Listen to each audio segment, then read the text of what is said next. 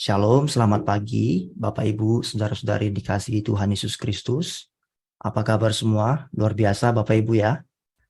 Ya, saya percaya kita semuanya diberkati oleh Tuhan dan kita bersyukur pagi ini kita bisa bersama-sama kembali beribadah meskipun kita lakukan secara virtual, tapi kita percaya bahwa Tuhan ada bersama dengan kita dan pagi ini kita akan merenungkan firman Tuhan Bapak Ibu Saudara. Mungkin Bapak Ibu Saudara bisa buka kamera biar kita bisa saling tatap layar gitu ya Bapak Ibu ya. Baik, hari ini saya akan menyampaikan firman Tuhan yang saya beri judul menguduskan diri. Saya akan share screen Bapak Ibu ya. Menguduskan diri. Iya. Baik. Saya akan baca di dalam 2 Korintus pasal 6 ayat 17 sampai 18. 2 Korintus 6 ayat 17 sampai 18. Sebab itu, keluarlah kamu dari antara mereka dan pisahkanlah dirimu dari mereka, firman Tuhan. Dan janganlah menjamah apa yang najis, maka aku akan menerima kamu. Ayat 18, dan aku akan menjadi bapamu, dan kamu akan menjadi anak-anakku laki-laki dan anak-anakku perempuan. Demikianlah firman Tuhan yang maha kuasa. Yang diberkati, yang berbahagia adalah kita yang merenungkan firman Tuhan dan melakukan dalam hidup kita. Ya, Bapak Saudara, Paulus menuliskan surat ini kepada jemaat yang ada di Korintus. Kalau kita membaca keseluruhan kitab 2 Korintus, maka kitab 2 Korintus membahas tentang pembelaan Paulus dan pembuktian Paulus bahwa dia adalah Rasul Yesus Kristus. Dan di awal surat ini dia mendeskripsikan, dia menjelaskan tentang penderitaan hebat yang dia alami karena pelayanan dia. Dan dia membuktikan bahwa dia bukanlah seorang rasul yang ingin mencari keuntungan. Dan dia pun mendorong jemaat-jemaat di Korintus untuk hidup berpadanan dengan panggilan mereka sebagai orang percaya. Dan di dalam 2 Korintus pasal 6 ini kita membaca, dia mengajar supaya jemaat Tuhan keluar dari antara mereka, keluar dari cara hidup orang-orang yang tidak kenal Tuhan. Dan memisahkan diri dari orang-orang yang tidak mengenal kebenaran. Supaya tidak hidup, tidak menjamah, tidak dicemari oleh apa yang najis. Bapak Saudara yang terkasih, di dalam Alkitab, kalau kita melihat bahwa konsep menguduskan diri merupakan dasar hubungan orang percaya kita dan dengan Allah. Jadi konsep menguduskan diri itu adalah dasar hubungan orang percaya dengan Allah. Kalau kita baca di dalam Perjanjian Lama, mulai Bapak Saudara, maka dikatakan demikian. Berbicaralah kepada segenap jemaah Israel dan katakan kepada mereka, kuduslah kamu sebab aku Tuhan Allahmu kudus. Kita perhatikan bahwa berulang kali Allah mengajar, Allah meminta dan menuntut orang-orang Israel, ini konteksnya Perjanjian Lama Bapak Saudara ya, untuk hidup kudus sebab Tuhan kudus adanya, Bapak Ibu. Nah, di dalam pasal 20 ayat 7 kitab Imamat dikatakan, maka kamu harus menguduskan dirimu dan kuduslah kamu sebab aku Tuhan Allahmu. Sebab akulah Tuhan Allahmu. Kemudian dalam pasal 20 ayat 26 diulangi lagi Bapak Saudara. Kuduslah kamu bagiku sebab aku ini Tuhan kudus. Dan aku telah memisahkan kamu dari bangsa-bangsa lain supaya kamu menjadi umat, menjadi milikku.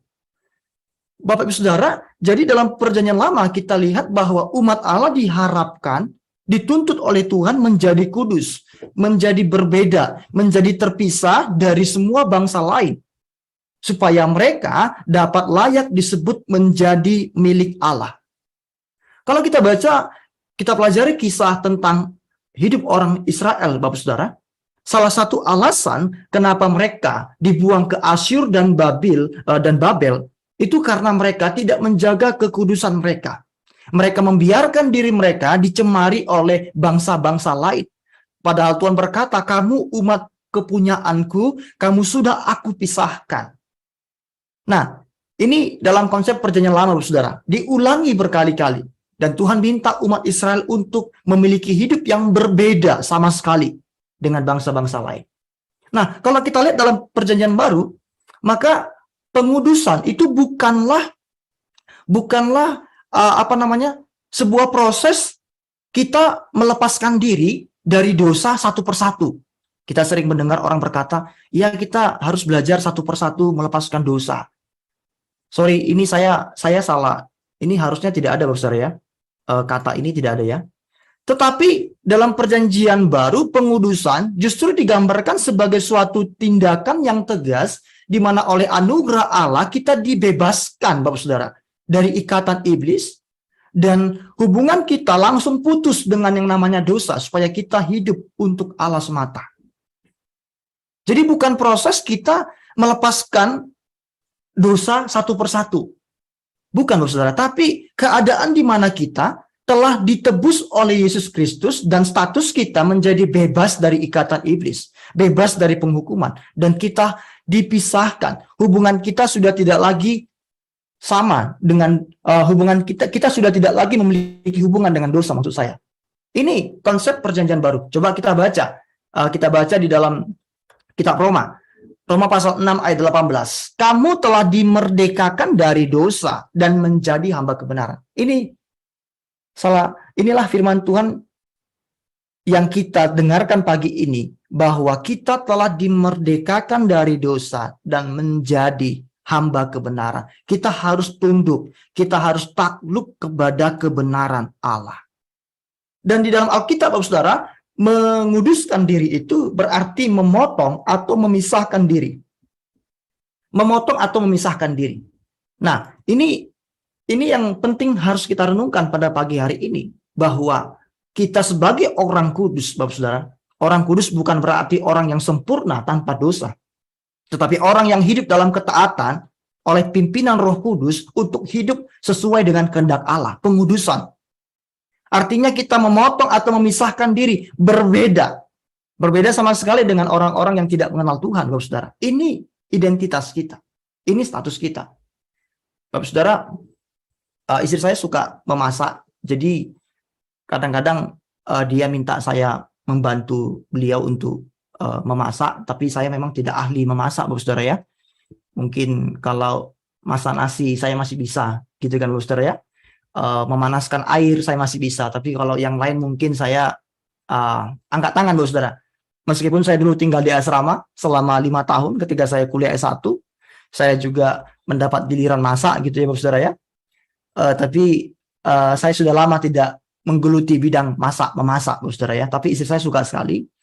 Suatu ketika dia minta saya membantu untuk memotong sayur. Lalu saya potong sayur, dan sayur itu lalu saya taruh di sebuah wadah, dan ternyata Bapak Saudara, wadah yang saya punya itu, di mana sayur saya taruh tadi itu adalah wadah yang kotor. Saya nggak tahu gitu ya, tapi istri saya tahu. Lalu dia berkata, "Bang, jangan, itu wadahnya kotor. Tempatnya itu kotor, ganti yang bersih," katanya. Karena kan itu sayurnya kan bersih, sudah dicuci, jangan taruh lagi di situ, Bang. Jadi dia minta saya jangan menaruh sayur yang sudah bersih dicuci dan sudah dipotong tadi itu di tempat yang kotor, karena sia-sia, nggak ada gunanya. Bapak Ibu, demikian kita sebagai orang percaya. Kita ini sudah dikuduskan oleh anugerah Allah, dibebaskan dari dosa. Status kita ini orang yang kudus, harusnya terpisah, harusnya berbeda dengan hal-hal yang tidak sesuai dengan kehendak Tuhan. Dan di dalam Alkitab, Bapak Saudara, dimensi kekudusan itu atau memisahkan diri itu ada 2 hal, yaitu yang pertama secara negatif, artinya memisahkan diri dari hal-hal yang tidak sesuai dengan kehendak Allah. Itu yang pertama, dimensi negatif. Kudus berarti kita memisahkan diri, kita aktif untuk berkata tidak, dan kita tidak mau melakukan hal-hal yang tidak sesuai dengan kehendak Allah. Dan dimensi positif, kekudusan hidup berarti kita mendekatkan diri kepada Allah.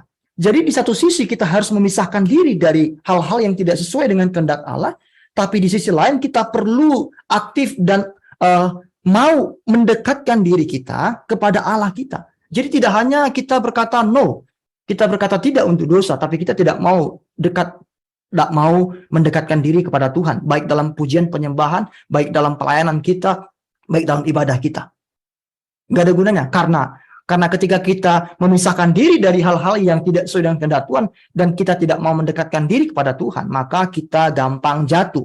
Itu sebabnya firman Tuhan berkata begini, kita adalah ranting-ranting dan Tuhan adalah pokok anggur itu. Dan kita hanya dapat berbuah kalau kita melekat, menempel, tetap ada pada pokok itu. Ketika kita terpisah dari pokok itu, maka kita tidak bisa berbuat apa-apa. Dalam Yohanes pasal 15. Nah, hari ini saya akan mengajak kita untuk merenungkan, Bapak Saudara, kita sebagai orang percaya yang kudus tadi harus memisahkan diri dari beberapa hal dalam hidup kita. Apa saja? Yang pertama, kita harus memisahkan diri dari dunia yang jahat dan najis, Bapak Saudara. Ini yang pertama. Sebagai orang kudus, kita harus memisahkan diri dari dunia yang jahat dan najis. Coba kita baca Yohanes pasal 17 ayat 14 sampai 16. Aku telah memberikan firman-Mu kepada mereka. Ini doa Yesus, Bapak Saudara ya. Dan dunia membenci mereka. Mereka ini adalah murid-murid Yesus pada waktu itu. Karena mereka bukan dari dunia, sama seperti aku bukan dari dunia. Aku tidak meminta supaya engkau mengambil mereka dari dunia, tetapi supaya engkau melindungi mereka daripada yang jahat. Mereka bukan dari dunia, sama seperti aku bukan dari dunia. Dari doa Yesus ini, Bapak Saudara, kita lihat bahwa Yesus berdoa dan menegaskan murid-murid dan kita orang percaya bukan dari dunia. Memisahkan diri dari dunia bukan berarti kita diambil dari dunia. Lalu kita mau hidup di mana? Bukan, Bapak Saudara. Tapi memisahkan diri dari dunia yang najis dan kotor, yang jahat ini, yang penuh dengan dosa ini, adalah kita tidak mengikuti praktek-praktek atau sistem dunia yang telah dikuasai oleh si iblis, Bapak Saudara. Iblis memakai dunia ini untuk menarik orang, untuk menjatuhkan orang. Sebagai contoh, iblis menggunakan ilmu kemajuan teknologi. Ya kan? Sekarang kita lihat kemajuan teknologi, dan baik teknologi informasi maupun komunikasi sangat hebat, Bapak Saudara. Ada banyak orang jatuh karena itu. Ya kan? Kemudian kita lihat kemajuan ilmu kedokteran, Bapak Saudara, yang mendorong orang bisa menggugurkan bayi dalam kandungan. Iblis juga bekerja dalam sistem pendidikan, iblis bekerja dalam sistem politik, dalam sistem pemerintahan, dalam semua sistem di dunia yang dikuasai oleh iblis ini. Dia bekerja untuk menjatuhkan orang percaya. Yesus berdoa supaya Allah Bapa menjaga murid-muridnya dan kita dari dunia ini. Nah, kita bukan dari dunia, diulangi 2 kali dalam ayat 14 dan ayat 16. Kita bukan dari dunia, Bapak Saudara. Dan kata dunia ini dipakai kata kosmos. Artinya yang tadi saya jelaskan, sistem dunia ini yang jahat, yang punya kecenderungan untuk memberontak kepada Allah semata-mata. Karena kita bukan dari dunia, maka Yesus berkata bahwa dunia akan membenci kita. Itu sebabnya, Bapak Saudara, jangan heran kalau ada banyak orang, bahkan dunia ini, membenci kita, menolak kita. Itu pun sudah Yesus katakan. Tapi banyak sekali orang percaya, demi diterima oleh dunia ini, ya rela mengorbankan kebenaran. Supaya diterima oleh dunia ini, ya kan, melakukan hal-hal yang tidak sesuai dengan kebenaran. Sangat ironis, Bapak Saudara. Coba kita bayangkan baik-baik, mana lebih kita pilih? Dibenci oleh dunia atau dibenci oleh Allah? Kalau saya pribadi, saya lebih memilih dibenci oleh dunia daripada dibenci oleh Allah, Bapak Saudara. Jadi kita ini adalah perantau. Kita bukan dari dunia, tapi kita diutus kepada dunia untuk menjadi berkat, untuk menjadi garam dan terang. Itu tugas kita. Jadi bukan menjadi serupa dengan dunia ini. Alkitab seringkali mengajar kepada kita, jangan menjadi serupa dengan dunia ini. Jangan menjadi serupa dengan dunia ini. Karena kita bukan dari dunia. Dan kita harus punya gaya hidup yang berbeda dengan dunia. Kita punya gaya hidup kerajaan sorga. Sebab kita warga kerajaan sorga. Nah, Bapak Saudara, 1 Yohanes pasal 2 ayat 15-16 berkata begini, janganlah kamu mengasihi dunia dan apa yang ada di dalamnya. Jika orang mengasihi dunia, maka kasih akan Bapa tidak ada di dalam orang itu. Sebab semua yang ada di dalam dunia, yaitu keinginan daging, keinginan mata, serta keangkuhan hidup bukanlah berasal dari Bapa, melainkan dari dunia. Jangan mengasihi dunia, jangan memberikan hati kita, cinta kita kepada dunia ini. Ini teguran firman Tuhan, Bapak Saudara. Karena kita bukan berasal dari dunia ini. Nah, Karena dunia selalu membujuk kita untuk ikut dalam kecemarannya. Selalu, Bapak Saudara. Dan Yakobus pasal 1:27 mengajarkan bahwa orang yang beribadah, orang yang sungguh-sungguh cinta Tuhan, dia tidak akan membiarkan dirinya tercemar oleh dunia ini. Dikatakan demikian, ibadah yang murni dan yang tak bercacat di hadapan Allah Bapa kita ialah mengunjungi yatim piatu dan janda-janda dalam kesusahan mereka.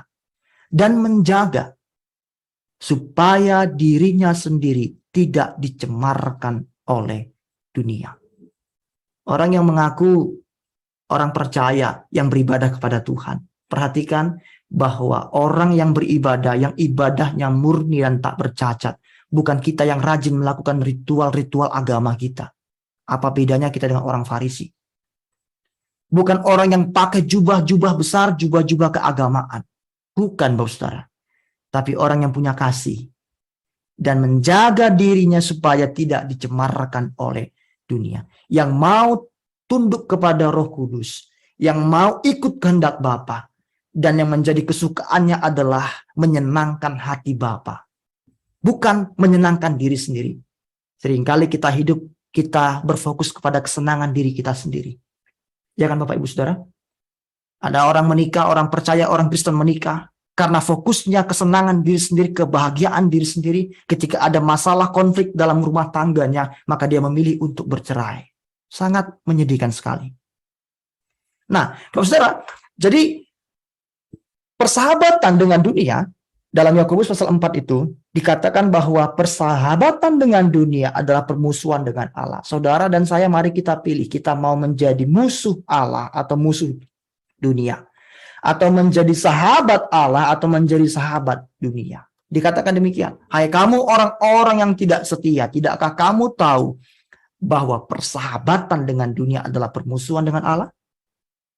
Jadi barang siapa hendak menjadi sahabat dunia ini, ia menjadikan dirinya musuh Allah. Dan saya katakan, orang yang memilih untuk menjadi sahabat dunia, menjadikan dirinya sebagai musuh Allah, maka dia adalah orang yang malang.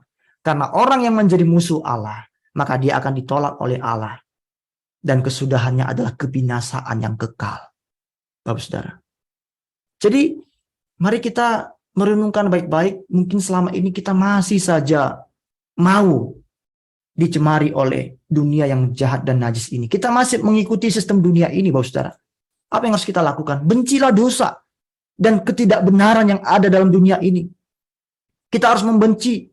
Bapak Saudara, membenci itu berarti kita bukan hanya sekedar bukan hanya sekedar tidak tertarik untuk melakukannya, tapi kita benar-benar menjauhkan diri kita, benci. Bapak Saudara, namanya benci itu berarti kita tidak suka dan kita tidak mau dekat dengan sesuatu yang kita benci. Jadi kita harus membenci dosa. Di dalam Ibrani pasal 1 ayat 9 dikatakan demikian, engkau mencintai keadilan dan membenci kefasikan. Sebab itu Allahmu telah mengurapi engkau dengan minyak sebagai tanda kesukaan melebihi teman-teman sekutumu. Orang yang membenci kefasikan dan mencintai keadilan atau kebenaran, maka Tuhan akan mengurapi dia, kata Ibrani pasal 1 ayat 9, sebagai tanda kesukaan, melebihi dengan sekutu kita. Bapak Saudara, salah satu hal yang membuat berkat Tuhan terhalang turun atas kita adalah karena ketidakbenaran, kefasikan yang masih ada dalam diri kita. Hati kita ini masih dicemari oleh hal-hal yang kotor, yang tidak berkenan kepada Tuhan. Jangan tunduk kepada kejahatan orang di sekitar kita. Mungkin kita bekerja di sebuah perusahaan yang menuntut kita untuk berbohong, melakukan dosa, Bapak Saudara. Saya punya seorang teman di Surabaya, Bapak Saudara. Luar biasa. Selama ini dia bekerja di sebuah perusahaan dan dia di bagian audit. Lalu dia mengatakan bahwa seringkali dia dituntut untuk memanipulasi laporan dan sebagainya. Banyak kebohongan lah yang dia kerjakan. Tapi dia rajin beribadah, dia bahkan belajar firman Tuhan, dan dia mendapatkan kebenaran. Dan suatu ketika, Bapak Saudara, beberapa bulan lalu, tepatnya bulan Februari, Bapak Saudara, waktu saya masih di Surabaya, dia memutuskan untuk berhenti dari pekerjaannya, dan dia mau cari pekerjaan yang bisa menjadikan dia orang yang lebih baik dan jujur di hadapan Tuhan. Dia hentikan.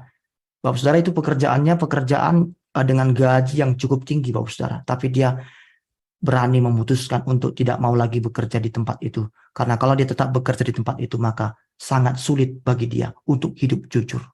Ini pilihan yang dia ambil. Dan saya sangat salut dan support dia.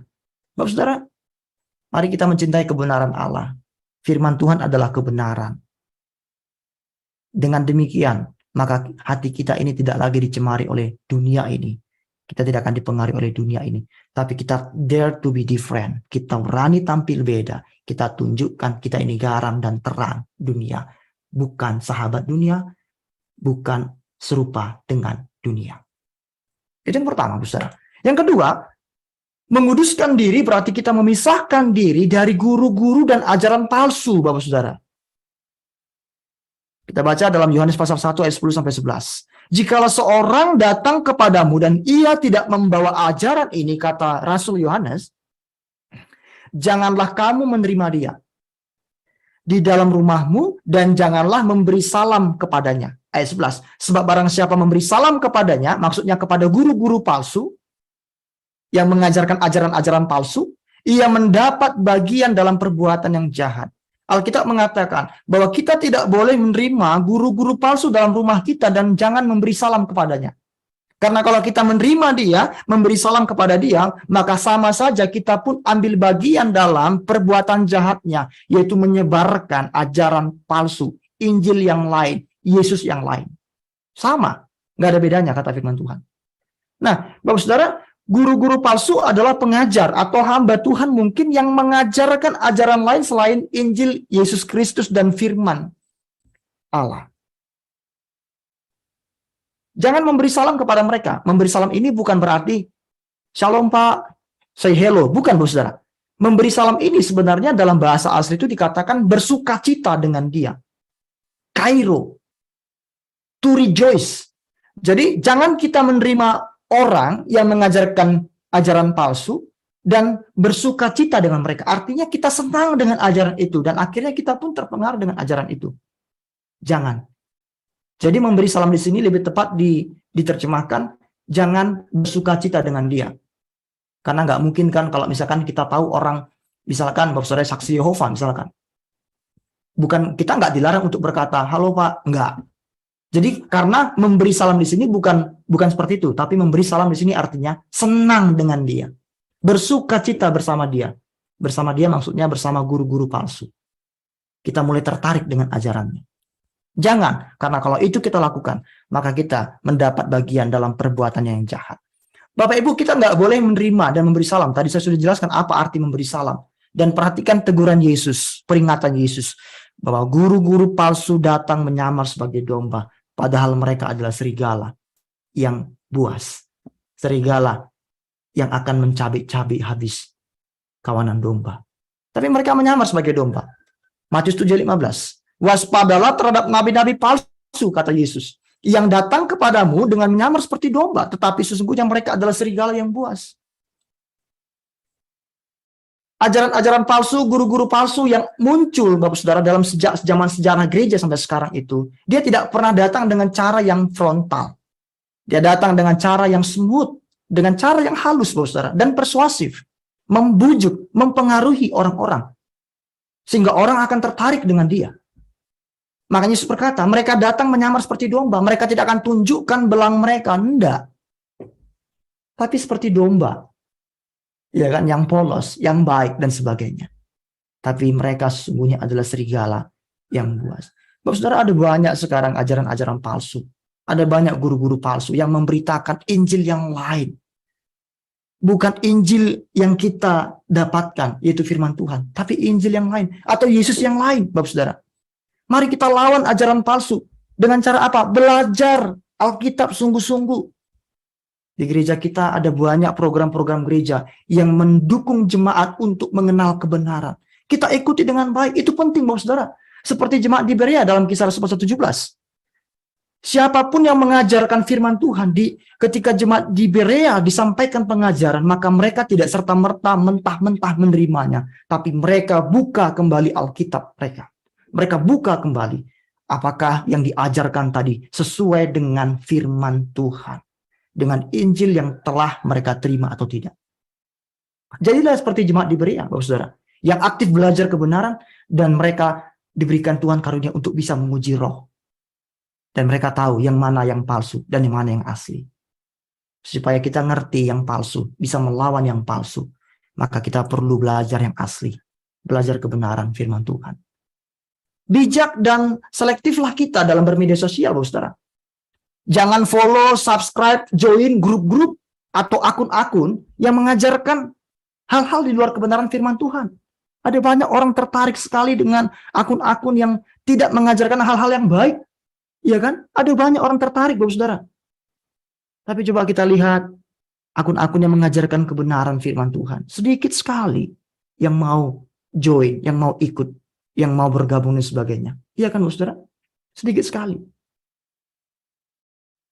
Saya dikirim DM oleh seorang pengikut gereja Yesus Shincheonji, Bapak Saudara. Mungkin pernah dengar Yesus Shincheonji. Jadi menawarkan ini, Bapak Saudara, menawarkan belajar Alkitab gratis katanya.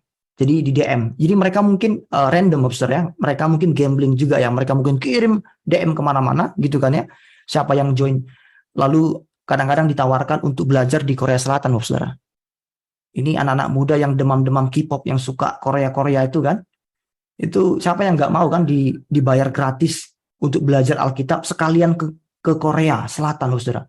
Apa nggak menggiurkan, Saudara? Gratis, tapi setibanya di sana mereka akan dikarantina, mereka akan dikurung, mereka akan dicekokin pengajaran-pengajaran mereka, diindoktrinasi oleh mereka.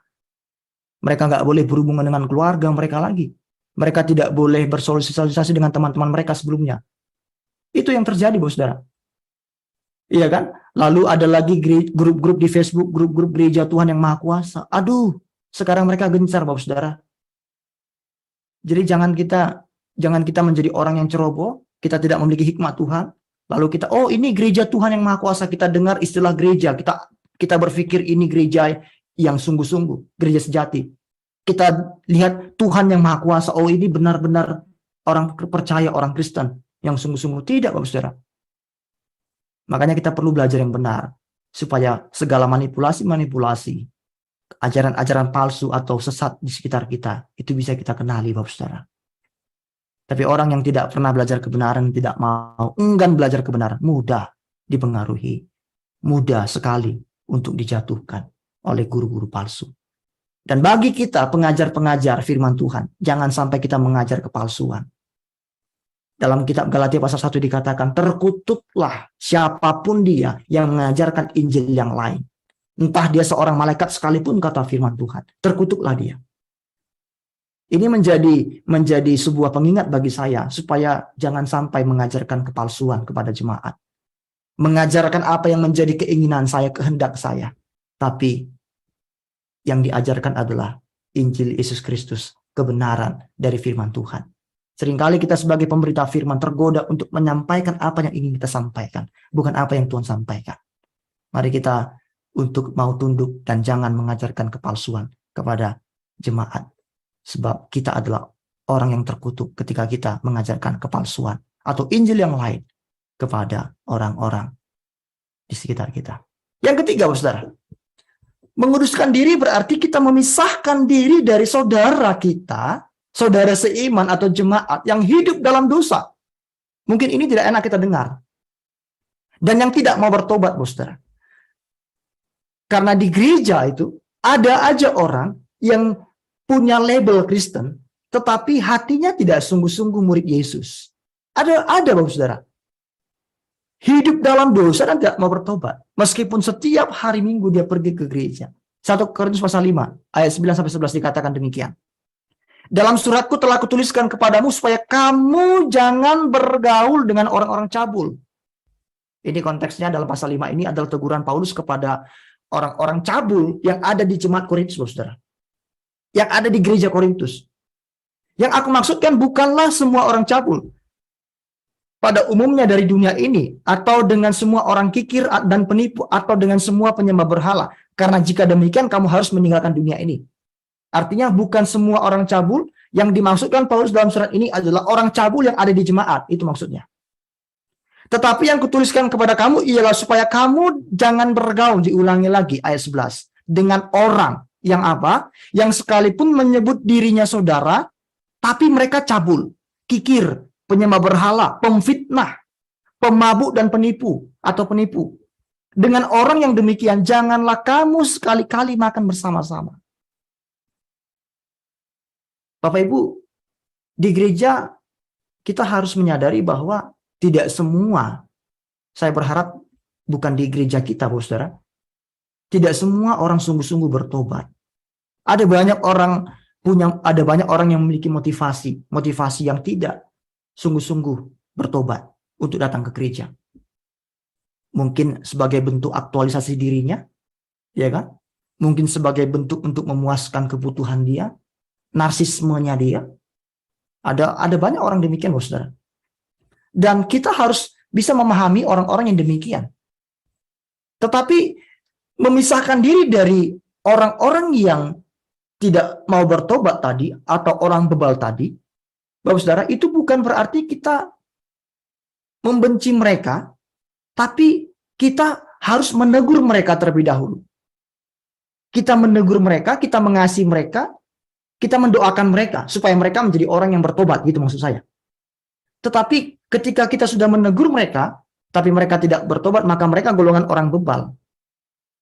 Seperti mana Yesus katakan, kalau ada orang tidak menerima kamu, pengajaran kamu, kebaskanlah debu dari kakimu.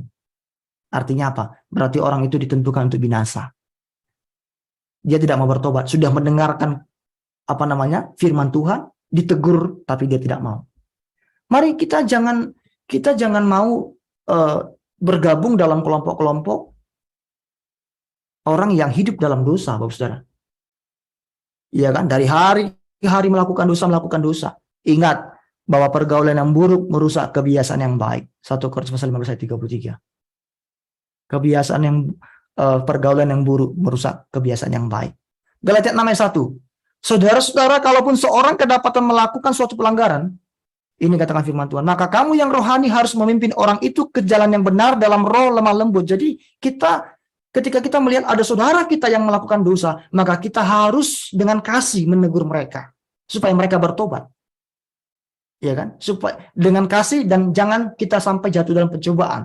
Jangan sampai kita pun berdosa karena kita menegur mereka. Bapak Saudara, oleh sebab itu hati-hati memilih komunitas atau pergaulan. Bagi anak muda, jangan berpacaran, apalagi nikah dengan orang yang berbeda iman dengan kita. Kita aja nggak boleh bersahabat dengan orang yang masih hidup dalam kegelapan. Apalagi kita menjadi satu dengan mereka dalam pernikahan. Ya kan? Hati-hati. Ketika kita bergaul, hati-hati memilih komunitas atau pergaulan kita. Kita harus menjaga komunitas yang rohani. Hidup dalam komunitas yang sungguh-sungguh memuliakan Tuhan. Menyenangkan hati Tuhan. Jika kita memisahkan diri dari hal-hal tersebut, dari dunia yang najis dan jahat, dari guru dan ajaran palsu, dan dari orang-orang yang tidak mau bertobat, maka Allah sendiri akan membalas dan mendekati kita dengan perlindungan. Ini tadi yang tertulis dalam 2 Korintus pasal 6. Bahwa dia akan menjadi pembimbing kita, Bapa kita. Kita sebagai anak-anak yang dikasihinya. Saya berdoa kita semuanya minta tuntunan Roh Kudus memampukan kita untuk hidup dalam pengudusan. Kita memisahkan diri dari dunia ini, memisahkan diri dari guru palsu dan ajaran palsu, memisahkan diri dari orang-orang yang tidak sungguh-sungguh bertobat, supaya kita layak menjadi milik kepunyaan Bapa. Tuhan memberkati kita semua. Mari kita satukan hati kita berdoa. Tuhan, kami sungguh bersyukur pada pagi ini kami boleh mendengarkan firman Tuhan, bahwa kerinduan Tuhan supaya kami hidup dalam pengudusan, sebab kami telah ditebus oleh darah Yesus. Kami dipisahkan dari dunia ini, dipisahkan dari siasat si iblis, dipisahkan dari hal-hal yang bertentangan dengan kebenaran. Mungkin kami masih kadang jatuh Tuhan, tapi kami mohon Roh Kudus yang tuntun kami, bawa kami hidup dalam ketaatan. Kami sadar bahwa hidup kami adalah orang-orang kudus, dan kami tidak boleh menjadi serupa dengan dunia ini.